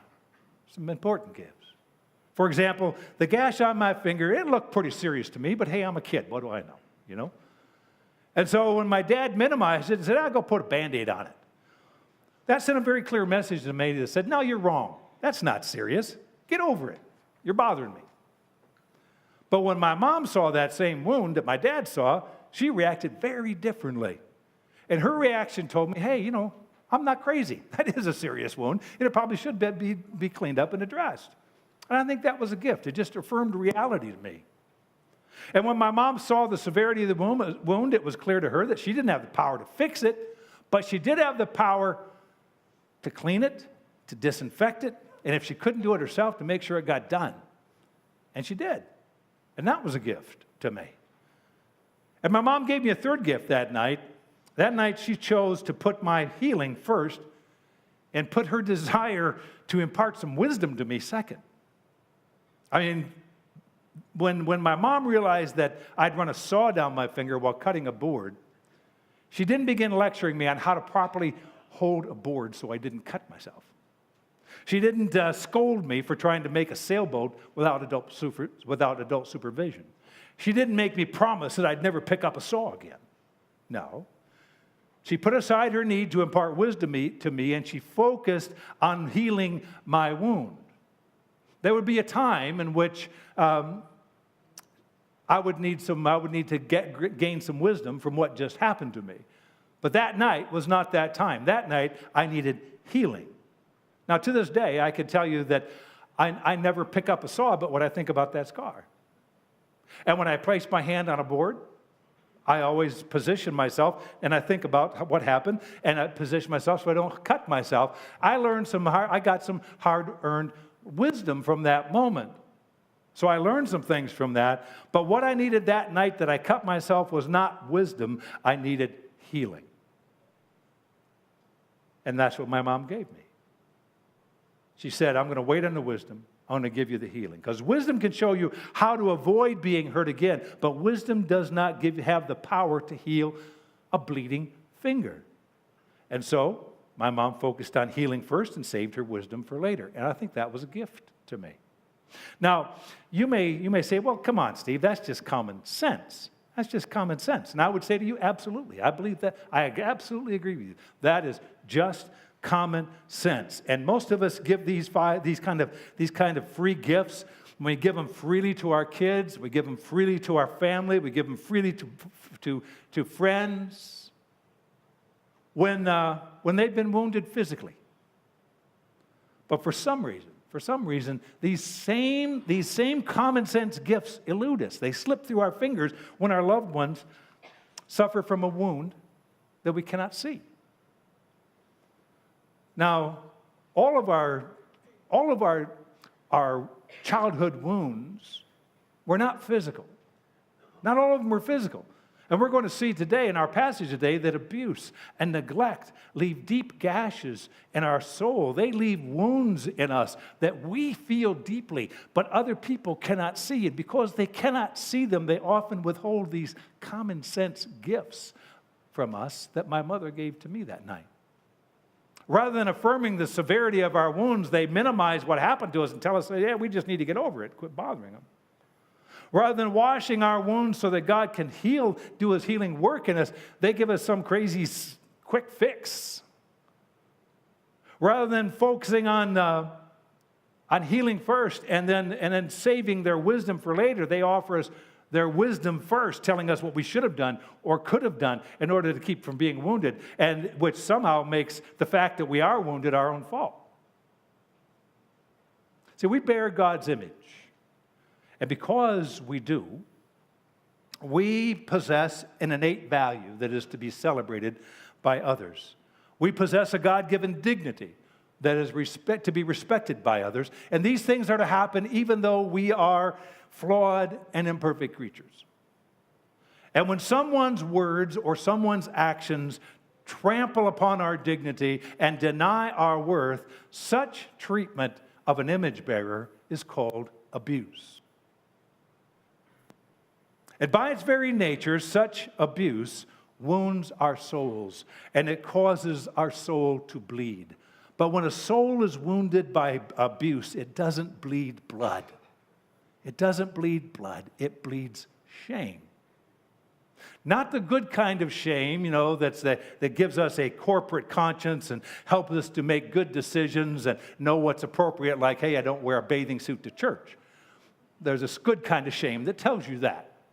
No, that's not the kind of shame that we bleed. No, when an abused soul bleeds a toxic kind of shame, a shame that internalizes the abuse and then that causes us to doubt our God-given dignity and deny our own God-given worth. Now, every kind of abuse wounds the soul and traps us in shame. But sexual abuse is particularly cruel because many times in sexual abuse, those wounds are wounded. It's a child that is wounded. It's a teenager that is wounded. The wounds are inflicted on a kid, on a teenager. And 90% of the time, 91% of the time, that person's not a stranger. It's someone that we know, and it's someone who got us to trust them and then turn around and abused us. Now, today we're going to look at a story of a young girl, young woman, whose name's Tamar. At the time of the story, she's probably 16, maybe 17 years old. She was the daughter of King David. And in the innocence of her youth, and the beginning of her birth into womanhood, she was sexually abused, not by a stranger, but by her own half-brother Amnon, who was at least a decade older than her. Her story is found in 2 Samuel chapter 13. It's a tragic and it's a painful story, but I believe that her story, Tamar's story, can give us some important insights into the spiritual dimensions of sexual abuse. And if you're a survivor, of such abuse, then Tamar's story can help you rewrite, edit some of the story that's in your life so that God can continue to do his healing work in you. Now, I'm not telling you that a 40-minute message is going to heal you or fix you. It's not what I'm telling you. But I do believe that this message can do for you what my mom did for me 5 decades ago. This kind of a message can jumpstart a healing process in your life, and I hope it does. I hope that today's message reassures you that you're not crazy. What happened to you was horrible, and it left a deep gash upon your wound, and you don't need a Band-Aid. No, you need a process that lets Jesus lead you out of your shame and into healing and into freedom. And just as my physical wounds need to be washed and disinfected, so does your unseen wounds. And so today I hope that this message will wash away some of the lies that keep you trapped in shame, so that God can do his healing work in you. And lastly, this is not a message about what you should have done or could have done so that it didn't happen. No. There will be time for you to look at your scars and say, you know what, I learned some things from that. This is not a message about wisdom. This is a message about healing. So let's turn to Tamar's story and let's begin to wash away some of the lies. Those lies, because it's the lies that keep us trapped in shame. So let's start by asking a question. And if the question is simply this: who's responsible for the obsession of the abuser? Or if you're a survivor of childhood sexual abuse, who is responsible for the obsession that drove your abuser to abuse you? That's an important question to answer. And if you really can't ask that question to your abuser, because abusers lie. They lie to protect themselves and they lie to enslave us. But you can ask that question to God, and you can trust his answer, because God will tell you the truth. And you know what God's truth does? He says, this is the truth, and my truth does what? Set you free. He gives you that truth for your freedom. It may be painful, but it sets you free. So let's look at our first point, and let's see if we can wash away one of the lies that keep us trapped in shame. Here's a principle that offsets a lie. You didn't cause the obsession in your abuser. You were the target of it. You were the target of an obsession. You didn't cause that obsession. In 2 Samuel chapter 13, it opens with Amnon, the eldest son of King David, heir apparent to the throne of Israel, in a full-blown obsession. He is fixated on his half-sister Tamar, and she is blossoming into a beautiful young woman, but Amnon does not care that Tamar is his half-sister. He wants to have her before someone else does. That's what's driving him. Amnon called what he was experiencing love, but he didn't want to share his life with Tamar. He wanted to sexually possess her, and he wanted to exploit her. Now, Amnon may call it love, but it wasn't love. It was a sexual obsession. The Bible says, how do you know? Well, look at what the Bible says. The Bible says Amnon was so frustrated, he was to the point of illness because he couldn't figure out a way, and I quote, he couldn't figure out a way to do anything to her. Now that's ominous and creepy all at the same time. But it speaks volumes about what's going on inside of Amnon's mind and this obsession. The Bible says in the course of time, Amnon, son of David, fell in love with Tamar, the beautiful sister of Absalom, son of David. And Amnon became frustrated to the point of illness on account of his sister Tamar, for she was a virgin. And it seemed impossible for him to do anything to her. Now, at this point, Amnon is struggling with his own personal demons, but he hasn't acted on his obsession yet. But all that changes when his cousin Jonadab enters the picture. Because Jonadab is a scheming young man who has this knack of being able to read people and figure out what makes them tick. And then he uses what the things that he sees with a keen eye, he uses those things to manipulate people. And when he saw his cousin Amnon in this full-blown obsession, he asked him, what are you fixated on, dude? What's going on? And once Jonadab found out that Tamar was the focus of Amnon's obsession, he hatched a plan like that. He saw a way to make this whole thing come together. He spelled out a plan in which Amnon could get close to Tamar, win her trust, and then take what he wanted. He even offered Amnon a way to implicate his father in his treachery. I mean, this whole thing was just catnip to Amnon. It was too delicious for him to pass up. A way for him to get Tamar and manipulate his father all in one treacherous scheme. Wow, couldn't turn away. Now, David was a disengaged father who tried to make up for his physical and emotional absence in the home by giving his kids whatever they wanted. Jonadab knew that. He read David like a book. And so he suggested to Amnon that what he needed to do was pretend to be sick. Because the one thing, if you wanted David's personal attention, one way you could get it was to get sick. And Jonadab knew if he got sick, David would show up at his bedside and he would try to make things better in Amnon's life by doing anything he requested. That was his pattern. And he suggested that when David took the bait and he showed up, that Amnon his job was to look sick and to tell his father to ask him if he would send Tamar to him to make some of those special heart-shaped cakes that she makes, because it always makes me feel better. Jonadab knew that if David got that message, he would take the bait, show up, and if he asked for that request, David would make sure that it happened, and Tamar would magically appear in Amnon's bedroom, and Amnon could figure it out from there. Now, Amnon absolutely loved the plan. He implemented the plan. It worked just the way that Jonadab said it would work. He pretended to be sick. David showed up on cue. Amnon made his request, and Tamar appeared at his bedside to fix him some of those little heart-shaped cakes to help him feel better. Now, here's my question. Here's the question I think is critical to answer. I want you to answer it. What caused Amnon's obsession? What caused that? Now, if you ask Amnon, he would tell you that Tamar caused it. He would blame his obsession on her body or on her beauty or on the way that she smiled or the way that that her hair fell or the way she walked. He would blame it on her. But Tamar didn't cause Amnon's obsession. It was caused by a black hole of need inside of Amnon and a belief that having Tamar would somehow fill up that black hole of need and make him feel complete as a man. Tamar didn't create Amnon's black hole of need, and she didn't create the obsession that flowed out of it. She was targeted by it. Now, the Bible doesn't tell us directly where that black hole of need came from in Amnon, but it gives us some clues. David was a great king. He was an amazing warrior. But he was a distant and disengaged father who had 6 wives, which meant he was pretty unavailable to any of his kids.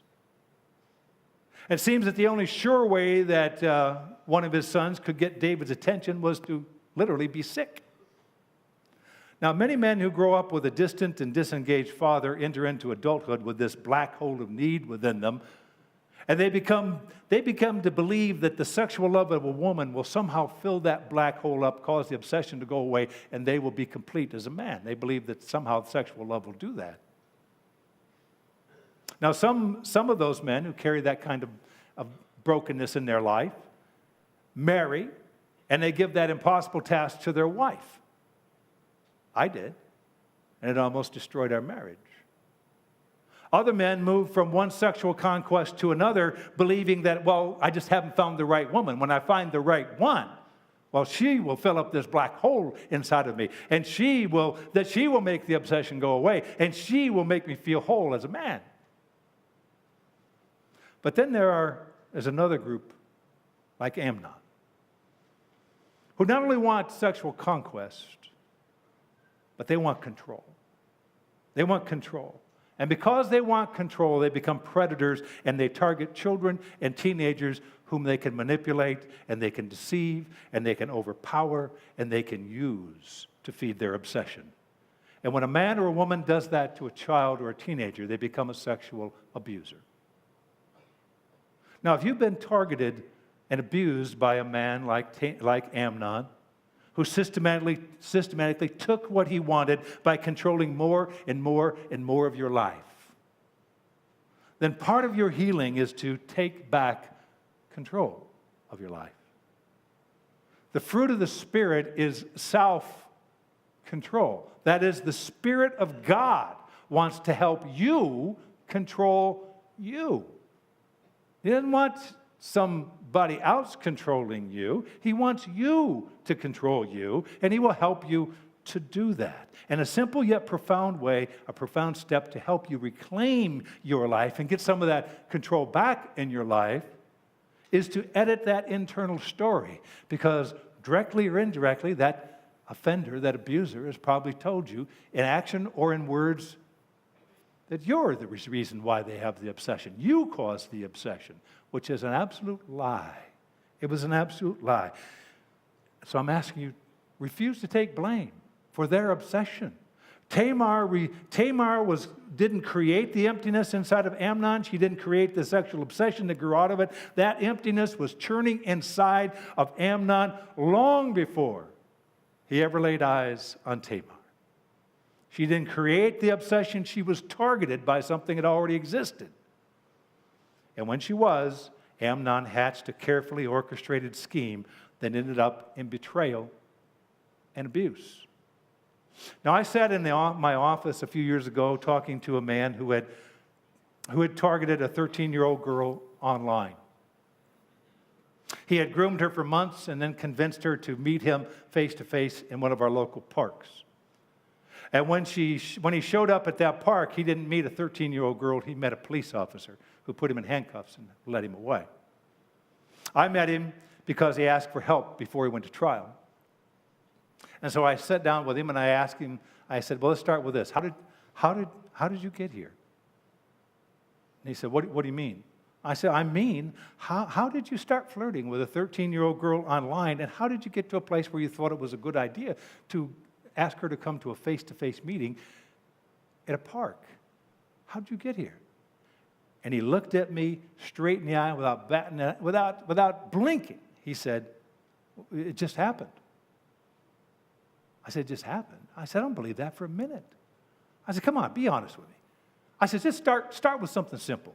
Start with this. Tell me, just start with this. How did you, a man in your 40s, meet a 13-year-old girl online? Let's just start there. How did that happen? He looked me right in the eye. And he said, it just happened, man. It just happened.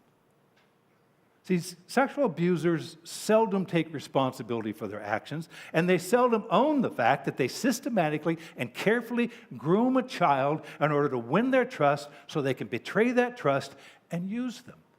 They don't own up to that. Instead, they hide behind lies like this. It just happened.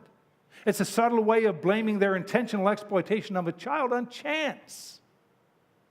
I will tell you this, if you have been the object of childhood sexual abuse, childhood abuse of a child never, never, never just happens.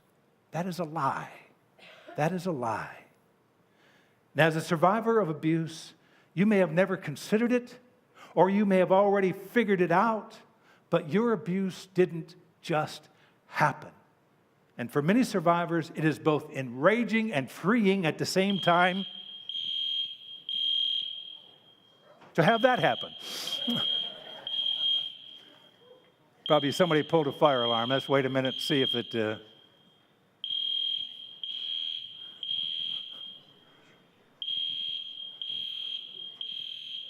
Make sure we're not in the middle of a fire, but I suspect a child pulled an alarm.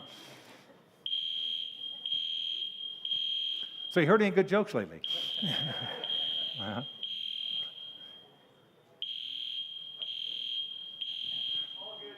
All right, all right.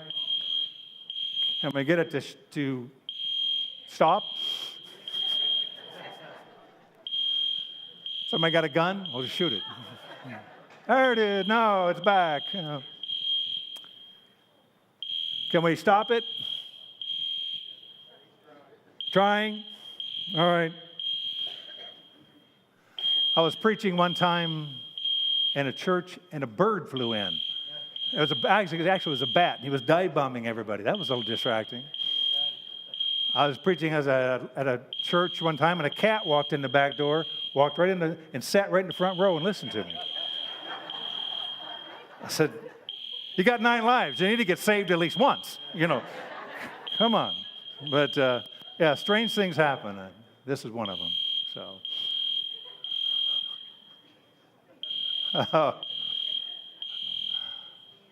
Yes. Well, if this is your first time, this is a tough message to come in on, but you'll remember this moment right here. You know, yeah.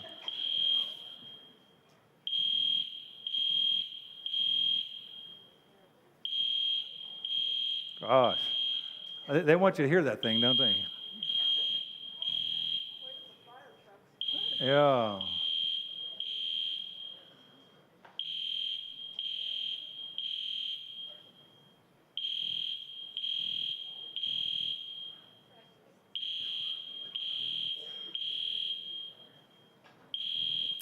Make you wonder whether Satan really didn't want you to hear this message, didn't it?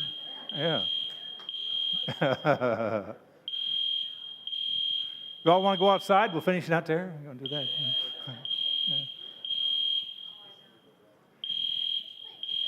Yeah, play some music or something.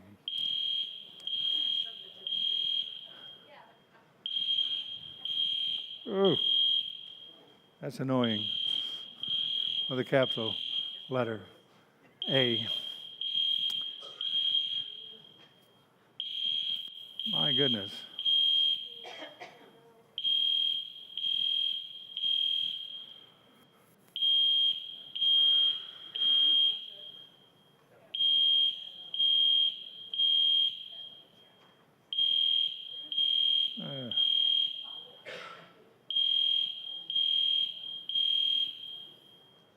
Usually you just pull a cord and that whole thing stops, but I don't know what's going on.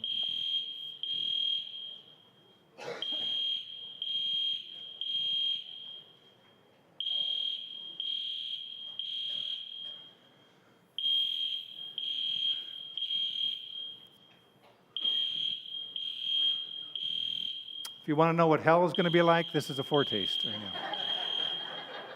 You're going to have that thing in your ear, for eternity. Yeah. Put a nice pick in your ear, yeah. Yes. Oh, gosh. We're going to have a recovery group from trauma from that. All right. Well, anyway. Yeah. Cat in the front row. He said, "Dang it, you Tabby, you got to hit him." All right. So anyway, we're talking about that sexual offenders and abusers they really don't take responsibility for their actions. They really don't, and they seldom own the fact that they've just systematically, carefully groomed you. They groom a child in order to win their trust. They groom them so that they can get a piece of their heart, and then they betray that trust, and then they take what they want and they use you. Instead, they say things like, it just happened. They hide behind a lie like this that blames their intentional exploitation on just chance. But it doesn't just happen.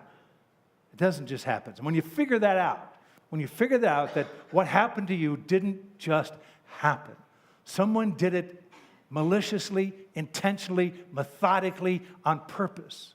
That is enraging, but it's also freeing to unmask your offender and realize what they did, and to tell yourself the truth that what your abuser did was to set you up and to win your trust so they could take what they wanted. The mask is off. You see them for what they are. And even though that's a very hard truth and a painful truth to hear, it is freeing. It washes away some of the lies that keep us trapped in our fears or trapped in our shame. And so let's wash away another lie. Sexual abuse doesn't just happen. We are carefully groomed before we are betrayed. We are carefully groomed before we are betrayed. The Bible says that Amnon followed this devious plan that Jonadab and he hatched, and he feigned illness. David showed up right on cue. And the Bible says, so Amnon lay down and pretended to be ill. And when the king came to see him, Amnon said to him, I would like my sister Tamar to come and make some special bread, heart-shaped bread for me in my sight, so I may eat from her hand. So David, he sent word to Tamar, and she dropped everything and came to the aid of her brother. She set up a little kitchen outside of his bedroom, and she made a heart-shaped cakes that Amnon said would help him recover from his sudden illness. She did all those things, and she did them gladly, out of a kind heart. But Tamar had no idea that this whole thing was an elaborate ruse to get her close to a man that wanted to abuse her. But the reality was that Amnon was patiently grooming her so he could prey upon her kind heart. Now, when those little cakes were ready, Tamar took a pan of them and gave them to her brother to eat them so he would feel better. But Amnon didn't want Tamar's cakes, and he didn't care about her kind heart. He wanted to be alone in a room with her so he could have what he really wanted. The Bible says, then she took a pan and served him the bread, but he refused to eat. And as he said, send everyone out of here, Amnon said. So everyone left him. And Amnon said to Tamar, Bring the food into my bedroom so I may eat from your hand. Now, I'm going to tell you a fact, a truth, and I'll tell it to you as gently as I can because it's a horrible truth, but it is the truth, all right?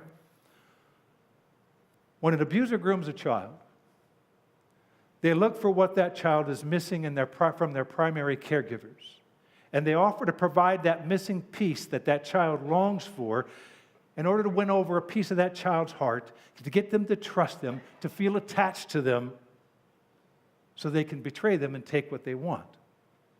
Now that is sinister, that is evil, it is calculated, but unfortunately it is absolutely true. Now, Tamar was the daughter of a large royal family with a powerful and busy father, and it was easy in a family like that to just get lost in the crowd, to never be picked, to never feel special, to never really be needed, to just be arm candy for the family. Every teenager wants to feel needed. They want to feel picked. They want to feel special. And when those things are missing in the home, they don't just want them, they long for them. And when Amnon saw Tamar longing for those things in her heart, he preyed upon it. And he had David carry a message that said to her she was special. I want you to tell Tamar specifically to come because only she could make the cakes that will make me feel better. And when she brought the pan of special cakes to him, he insisted that everyone else needed to leave. They just needed to go. Because, the only person that can really help me is you, Tamar. And then he insisted that if she would just sit by his side and feed him some of these wonderful cakes that she had just made, I'm sure I will feel better because you just have a special place for me. And Tamar was happy to do it because it felt good to be picked. And it felt good to be special. And it felt good to be needed. And she had no idea that she was being groomed. But she was. She absolutely was. Those who survive childhood sexual abuse tell me it is enraging. It is enraging to look in the rearview mirror of their life and realize that the person that you thought you were developing a special relationship with, someone who needed you, someone who wanted to nurture you, that person was really just setting you up and grooming you so they could get what they wanted. It is heartbreaking. It is horrible. And it causes, you can see why that would cause anybody to find it very hard to trust another human being on this earth as an adult. You thought that your abuser was being kind to you, when in reality they were just grooming you to win a piece of your heart so they could take what they wanted. Many survivors just make a covenant in their heart and they say, I will never trust a kind or gentle person again. And because of that secret vow, they end up dating or marrying people that are harsh and cruel to them because they don't trust people that are kind to them. It's painful, but it's also empowering to unmask your abuser and expose their tactics. But when you do, it is a double-edged sword, because on the one hand, you now know that their kindness and their gentleness and their attentiveness, well, it was just a fake. It was a fraud. And that's freeing. Enraging, but it's freeing. But the other side of that sword is now you have to figure out how to distinguish genuine kindness and genuine caring and genuine tenderness and genuine attentiveness from that fake experience that you went through with grooming. And that is really, really hard to do on your own. That is treacherous water to work through on your own. And that's why many people find it very helpful to be part of a same-sex group who is struggling with these issues and working their way through those kinds of knots in their life. They found that they need a place where they can share their victories and their pain and get some feedback on their uncertainties. Now, some people have gone online and they found Christian groups online that help them with that. Other people have gone to a Christian counselor and they've helped that counselor help them untie their knots. Thousands of people, thousands of ladies and men and women have found the kind of help and healing that they were looking for in the same-sex group in Celebrate Recovery. Now, we have Marianne Weller is our congregational care pastor here at Lost Creek, but Marianne is also a survivor of childhood sexual abuse. And she had to figure out how to deal with these issues before there was a Celebrate Recovery. And so I asked her to just take a few minutes and talk to us about her journey and how she found help. We can too. Here we go.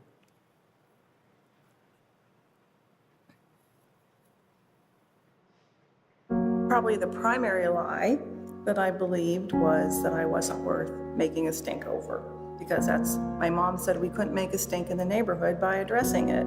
So that would be the primary lie. Probably the secondary one was everybody else's feelings were more important than mine. It didn't matter how I felt, just as long as everybody else was happy.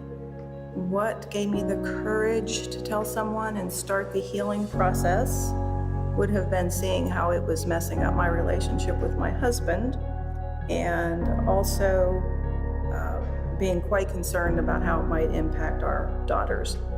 So there was a point where I knew that something needed to change, and they were the motivators. I think a spouse probably needs to allow the person to talk about it if they need to talk about it, and also just be sensitive to it, because there's triggers, there's things that bring up memories and things like that, and just being sensitive to those kind of things. I think anybody in this situation needs to have some good friends they can talk to that will give them godly counsel. If that's not enough, obviously a pastor or a pastoral counselor, just someone that they can say what they need to say and get truth brought to their attention to replace the lies that they've believed. Okay. So if you're a survivor of childhood sexual abuse, then you were wounded in a toxic relationship that preyed on you and probably preyed upon your need to be needed, your desire to be nurtured, and your need to be celebrated. And your healing as a survivor will come by forming not toxic relationships, but healthy relationships. Not by having no relationships, but by finding out how to do healthy relationships where you are needed, where you are nurtured, where you are celebrated. But the catch-22 for many survivors is that it's just really hard for them to trust anybody who is so warm and supportive. And so they trust nobody, and they end up living their lives in solitary confinement.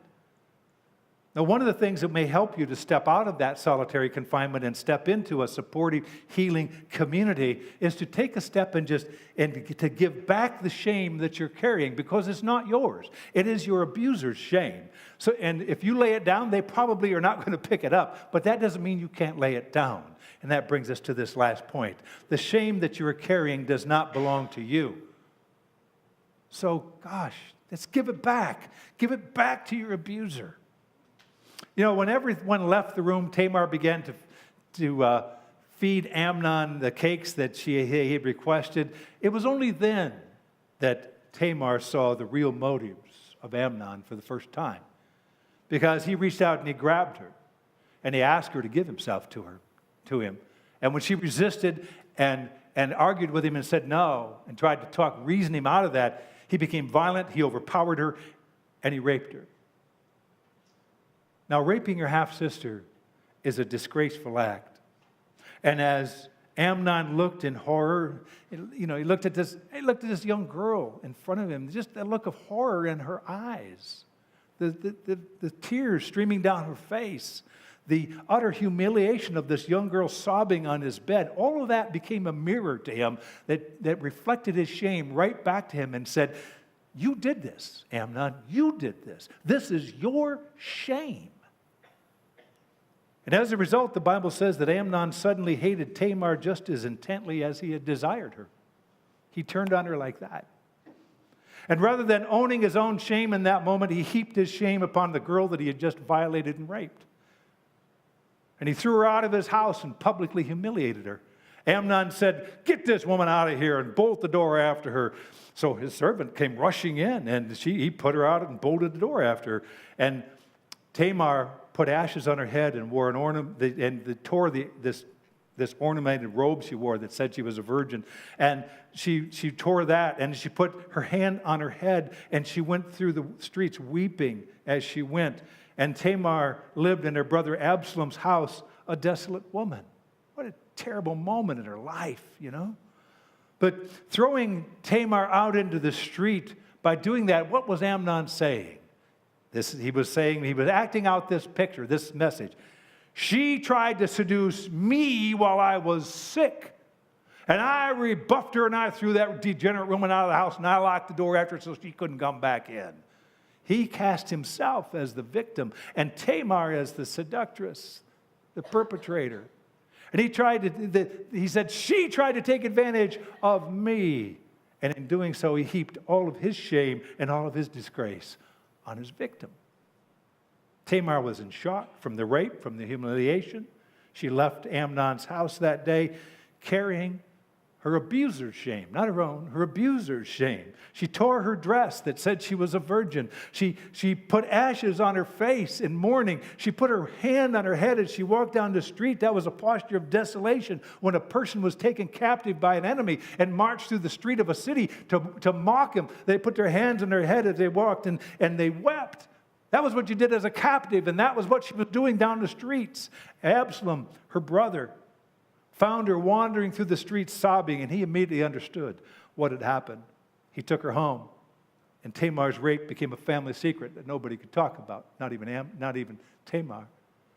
And she lived in his house in lonely desolation for the rest of her life, trapped in another person's shame. Now, Absalom plotted his revenge for the next 2 years, and then he murdered Amnon for raping his sister. But Absalom's revenge didn't heal Tamar's shame. It didn't. Now, you may think that what you need as a survivor is revenge. Revenge won't heal you. Vengeance is God's business, and justice is his business, and there will be a reckoning for your abuser. But until that day comes, the one thing you can do is you can refuse to carry your abuser's shame. You can lay it down. It's not yours. It doesn't belong to you. It belongs to your abuser. And if you wait for your abuser to ask for it, you're going to wait a long time because he'll probably never do it. Now, how do I give that shame up? How do I take that shame I'm carrying and give it back to my abuser? It can begin with something as simple as writing a letter to the person who abused you and spell out in specifics what they did and how they deceived you and how they betrayed you and how they harmed you and how it's affected your life, and lay it down at their feet. Tell them specifically in that letter, I give you back your shame. I refuse to carry it any longer. And then physically lay that letter down. Find a way to lay it down. Bury it, burn it, do something with it. Lay it down many times, lay it down one time, lay it down over and over, lay it down in pieces, but lay it down. Now, you don't need to send that letter. It'll probably do no good, but you need to write that letter. Because you need to be clear in your own mind that you did not have an affair with your abuser. Your abuser would have you believe that, but that is a lie.